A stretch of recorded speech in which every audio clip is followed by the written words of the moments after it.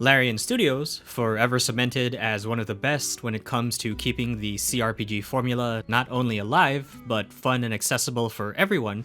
A hand? Anyone? Ow! Perhaps I should have clarified? A helping hand? Anyone? Have made a couple of games that, are pretty good. It's just Baldur's Gate 3. For everyone alive today, Larian's recent title has not only been the GOAT, with its well-crafted D&D world for players to get lost in, but a reminder that a studio with passion and heart to make a game that they love will also be enjoyed by everyone else. But the road to Baldur's Gate 3 was paved in many trials and iterations that Larian has worked on for many years, specifically their Divinity franchise. Though they've had a good start, and most people who can feel their knees getting weaker by the day fondly remember Divine Divinity, the series didn't really click until Divinity Original Sin.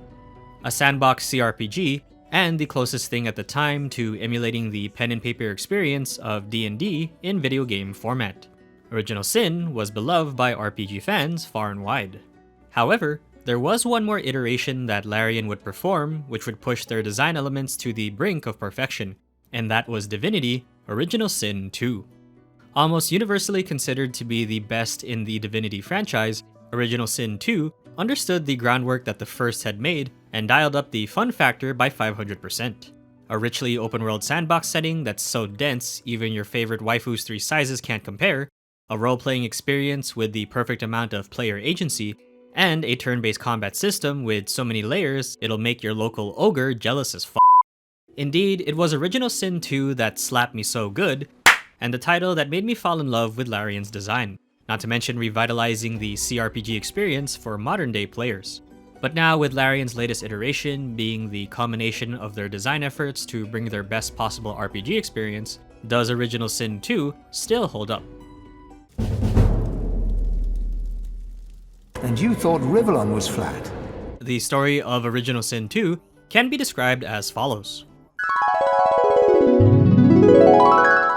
But Mom, do I have to be a god? No arguing, sweetie. Now please go get Mommy her cigarettes before your father gets home. Taking place in Divinity's world of Rivellon, the primary setting involves the concept of a divine, a figure who will essentially ascend to something greater than godhood in order to protect Rivellon from the forces of evil, specifically the Voidwoken and the forces of chaos if you remembered Larian's first game. This Divine One is anointed by the 7 gods who originally created the 7 races of Rivellon in their image, and the ones who protect the realm from the forces of the Voidwoken. Another important phenomenon are the sorcerers of Rivellon who are capable of wielding the magical essence known as Source, which allows them to perform a number of magical feats that no ordinary being would be capable of. However, because the Voidwoken are strongly attracted to Source and have the capability of appearing wherever it is utilized, sorcerers are therefore reviled by everyone and must be kept in check by the Royal Magisters. What actually takes place during the game is that you are a sorcerer who was recently captured by the Magisters and is being taken to the island of Fort Joy, where your internment is supposed to begin. But considering that you are the video game protagonist, along with a handful of other Source-tuned individuals with their own agendas, all converge into a single ship. I could lick your arm and tell you how you spent the night before last. Shall I? Not everything is smooth sailing. The single grandma sorcerer who insists that everyone else should fall and never get back up creates a very big distraction, causing a bunch of Voidwoken to turn the ship inside out. Once awakened, you find yourself on the island of Fort Joy, and your journey begins. What follows is an adventure that spans across many different locations in Rivellon, where you'll be interacting with all manner of beings as you discover more about your path to Divinity. Blessed branches, we've returned! Grand? Nah, not good enough. Epic is definitely the best word to describe what Larian has given us with Original Sin 2. Every piece of the world, every corner of the map, every individual you come across, whether it's the tiniest mouse, and there's quite a lot of them actually. But it's a riddle, isn't it? A conundrum. What's it you'll have to solve? Or the most godlike entity. I called a hero from the chaff. I called her here to me. There's almost always something for you to be part of. What I love about what Larian has continued to iterate, not just from Original Sin 1, but even arguably back from Divine Divinity, is how adventurous and alive everything about the world just feels. Whether it's part of the main questline or just a completely different side story in a small part of the map, it's how everything is lying in wait for you to discover that it makes it feel like a journey. This is something you definitely see a lot in Baldur's Gate 3, and while the stories told there seem richer and more detailed, going back to Original Sin 2 doesn't feel minimized in any way. The horrors of what actually goes on within Fort Joy, finding the culprit behind the disappearance of Magisters in Driftwood, aiding your companions in their personal quest, getting lucky, He comes to you. Take me. and uncovering what the game means by the Original Sin, it's an adventure with so many different tones and emotional ranges that makes it so grand. Even at character creation, on top of playing as a completely blank character of your own accord, you're already introduced to a number of origin characters who you can either become or have tag along in your party. If you're familiar with Baldur's origin characters, Original Sin 2's playable cast is where the concept started from. And let's just say that they're probably the last group of adventurers who you'd ever want to be in the same room with. As of now, you are my slave. Sabine is a vindictive and bloodthirsty elf who wants revenge. I will make the master sing a very different kind of song. Losa has a very demonic stowaway lying in her head. But you can trust me. I've got this under control. Fane is a very sassy and extremely knowledgeable Eternal. I must even hide my true face beneath an ever-shifting mask for fear you savages will attack me. Beast is the cousin to the tyrant Dwarven Queen. My cousin. The queen, in fact. That's what I just said. Ifan was betrayed by Lucian himself. And my next target is none other than Lucian's own son. And the Red Prince is a pompous dick. But I love him anyway. I was destined to become the next emperor.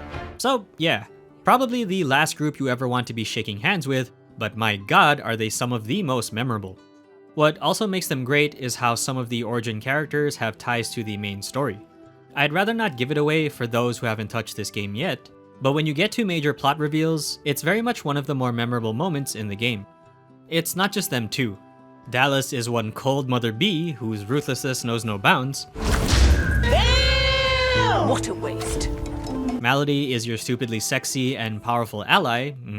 Luckily for you, Mama Malady is here to help. Yes! There's no shortage of memorable personalities that you'll be coming across. But if there's one thing I think Larian has managed to improve with Baldur's Gate 3, it's the playable characters and their stories. Of course, I do love the party cast of Original Sin 2, but Larian has definitely made strides to ensure that the characters of recent note are both endearing and memorable to the story. One example that I always love is how much friction there is with the cast of BG3, which gives them so much character and development. Divinity 2 doesn't really have a lot of that, and there's very little in the way of interaction between the party, save for a few story bits in the game. But even then, all they really do is just talk to you as the main character. It's still great though, and I will gladly replay the game over and over again with different party members, as well as complete some of the stories that I didn't get to go through.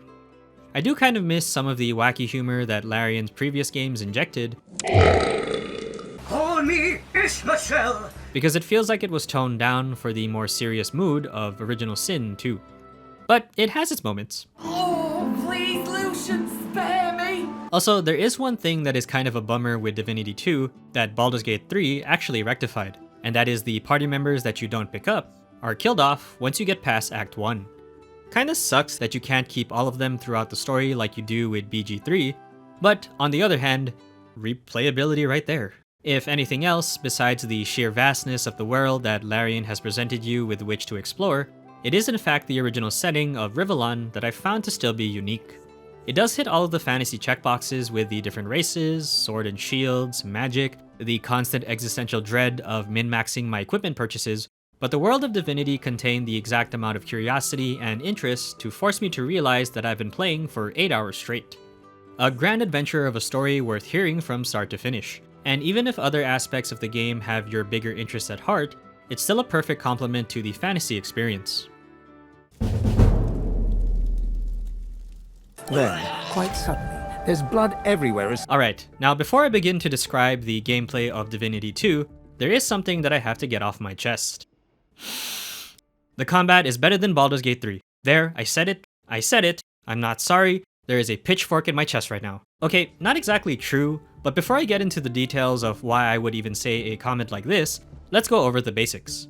Original Sin 2, much like its formula from Original Sin 1, and what BG3 borrows a lot from, is an open sandbox design where you, the player, get to control your party from a top-down isometric perspective as you clickety-clack your way through Rivellon.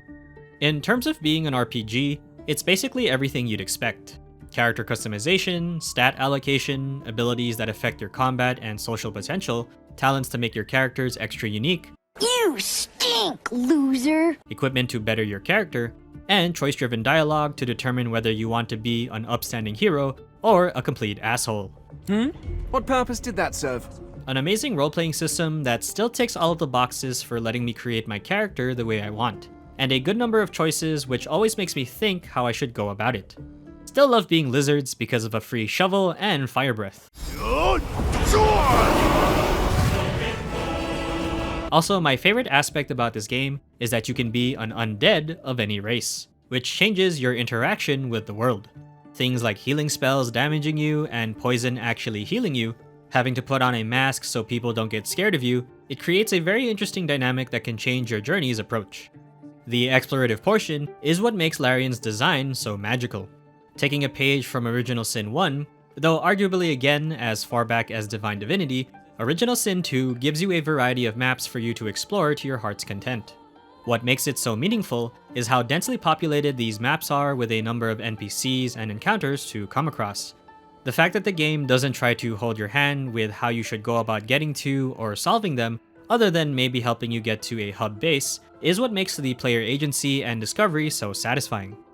Even though you could make the case that BG3's explorative gameplay is made better thanks to its modified 5th edition of D&D, the abilities, stats, and approach in Original Sin 2 don't make it feel worse in any way. In fact, specific abilities that let you reposition and sneak already make it fun in its own right. Be very, very quiet. Now, to talk about combat, and the aspect that always makes the game tick for me no matter how many times I come back to it. Original Sin 2 operates on the basis of the first Original Sin with a turn-based combat and action point system that determines how often you can perform certain moves. These include moving, using spells, using items, making attacks, hiding, and even changing equipment uses a certain number of AP. What's also interesting is that any unspent AP can be used again in the next turn, up to your maximum pool. Ultimately, your goal is to simply kill the enemy team before they kill you. New for Original Sin 2 is the armor system, where every character is not only granted extra armor health, but can be protected from certain statuses like CC or DOT, as long as they have the correct physical or magical armor to work against it. Once broken though, you or the enemy are susceptible to whatever status effects can happen. As for the different spells that you can perform, you get to pick from a wide range of ability paths in which you can branch from. Elemental spells from paths like Pyrokinetics or Hydrosophist, more manipulative spells from Necromancy and Summoning, and physical spells from Warfare, Huntsman, or Scoundrel.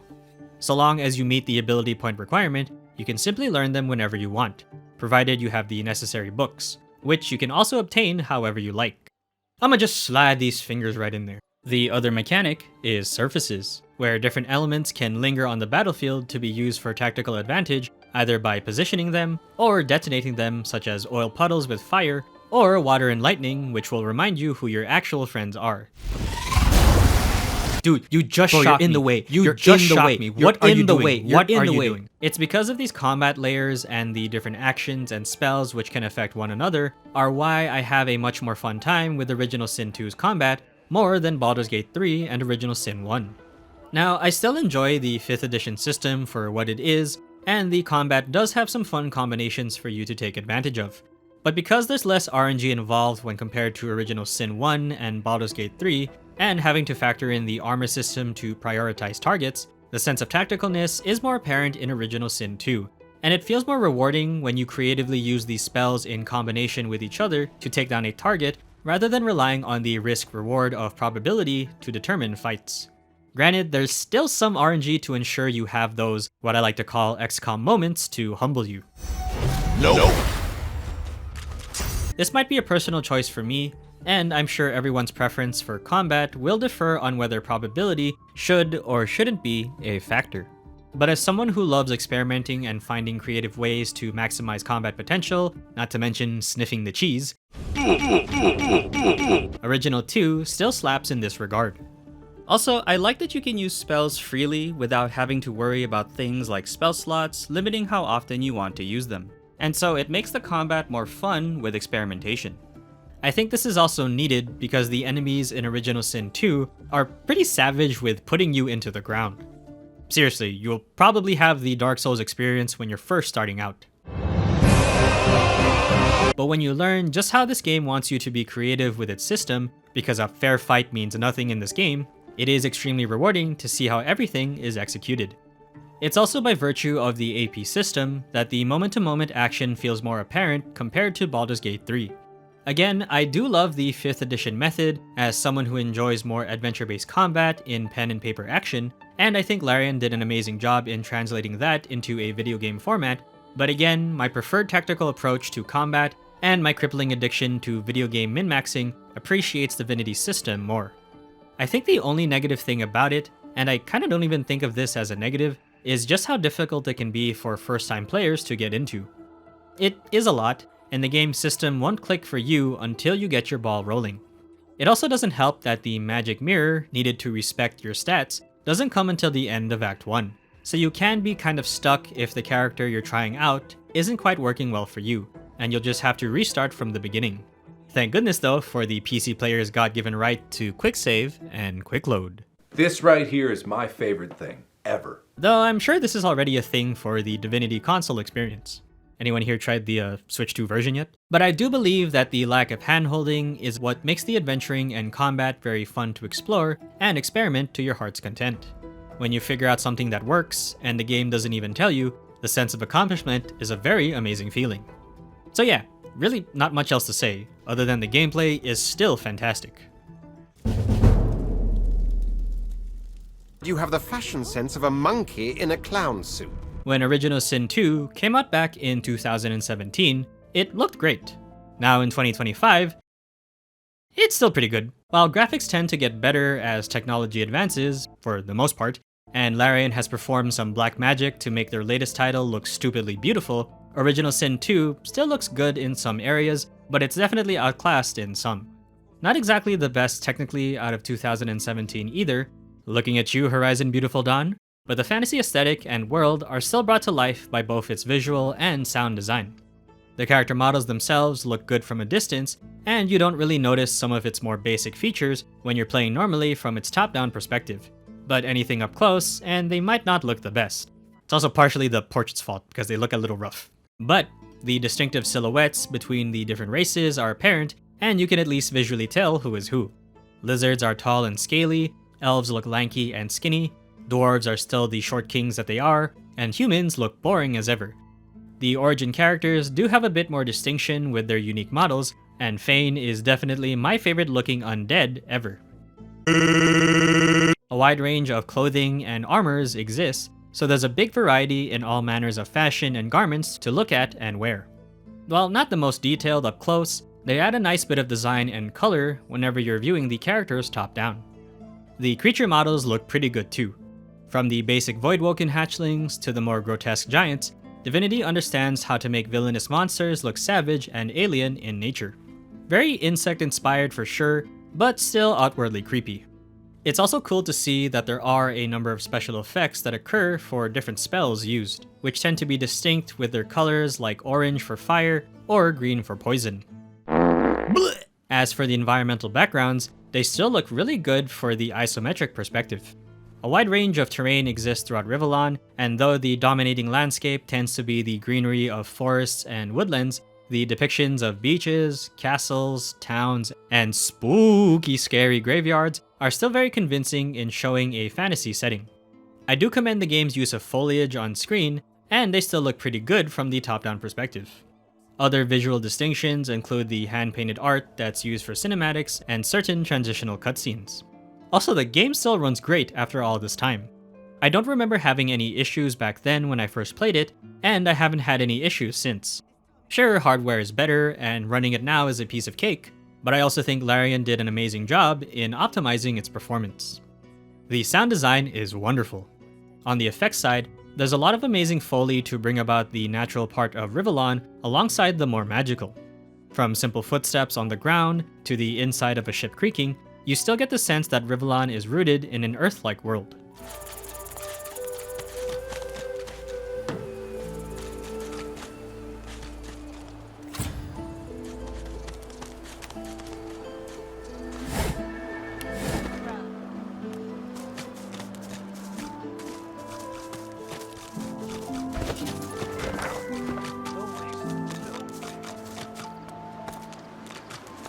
The magical portions range from both organic and mystical sources. Things like earthly sound effects for the geomancer skills, the musical notes that play before a spell is used, the sense of mysticism and wonder is the other major tonal sound of the game. The music is amazing. Each Larian game has been made memorable due to some amazing musical composers. Thank you Kirill Pokrovsky, I hope I'm pronouncing that right, for your pieces from Divine Divinity all the way to Original Sin 1, and Borislav Slavov, again I hope I'm pronouncing that right, for both Original Sin 2 and Baldur's Gate 3. If you're coming from Baldur's, then you'll know songs like Down by the River, which is not only the main theme, but even remixed for other tonal pieces that occur during battle or for background ambience.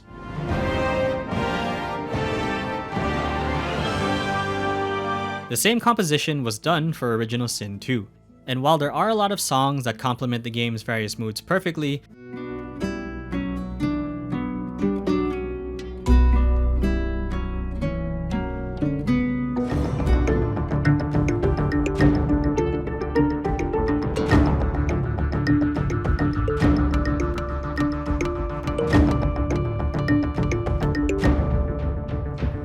the main theme for Original Sin 2 has been my favorite melody in any video game media.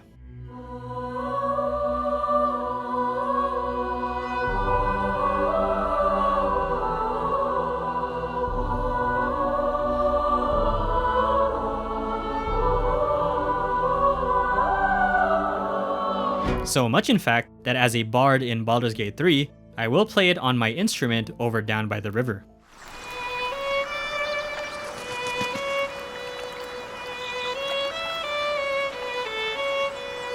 The voice acting is absolutely amazing. Larian have come a long way since their very first implementation of vocal acting. I'm a bad boy. And the NPCs, the main cast of characters, the villains, and even your own custom character bring to life the world of Rivellon in just about every emotional spectrum. Keeping it together, Bree? I'm alright, as long as I don't think about it too much. You're safe among friends. Never forget it. I respect your metal, sorcerers. You steal my ship, kill my bishop, and ally with demons. But you have no idea what you're really dealing with. Ha! Collared like a dog. A very tall, very scaly dog. I'd pity you, but Sceptre the Ineffable has no patience for weakness. Not a single voice out of place, and all manner of individuals exist to make the population sound alive. The star of the show, though, is the narrator, voiced by Brian Bowles. Or is it Brian Bowles? It's the type of narration that brings an almost audiobook-like and definitely D&D-like quality to the story of your character as they make their way around the world. Her eyes are focused on a lizard some distance away, and you get the distinct feeling he's an unfortunate man indeed to be trapped in her tiger-like gaze. What's also well done is that the narration style perfectly complements the lack of cutscene dialogue, maintaining the descriptive and narrative telling of Original Sin 2 while you still maintain your perspective. The game employs a minor zoom to keep your player view without the jarring feeling of suddenly jump cutting to characters. Oddly enough, I occasionally prefer this narrative style over the more cinematic narration in Baldur's Gate 3 because it actually feels more D&D. Of course, Baldur's vocal narrative is still best in class thanks to its cinematic scripting and Amelia Tyler's Please Step on Me narrative voice. You realize you're talking to an intellect devourer, a minion of the Mind Flayers who abducted you. Also, shout out to her playing Malady in Original Sin 2. Damn, she plays all the best girls. Meister Siva is one of a rare breed. She'd do anything in the name of a cause, and her cause happens to be you.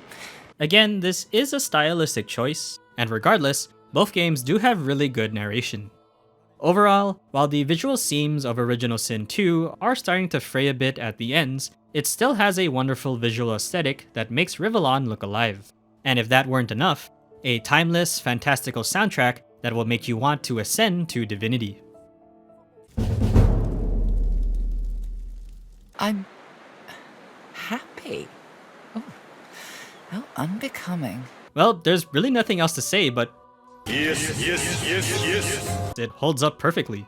And I'm sure people in the comments have already said it before watching this video, because fans of Divinity just know.